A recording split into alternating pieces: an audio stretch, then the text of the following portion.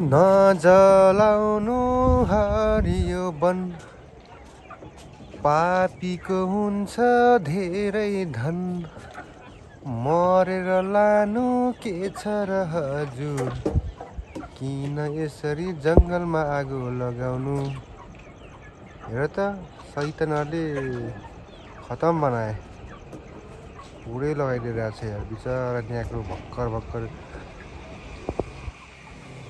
जन्माको बच्चा छाउराहरूको हालत के भयो होला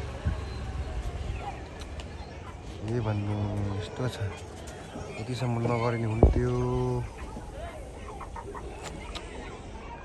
कोही ठाउँ लगाएर खतम बनाएको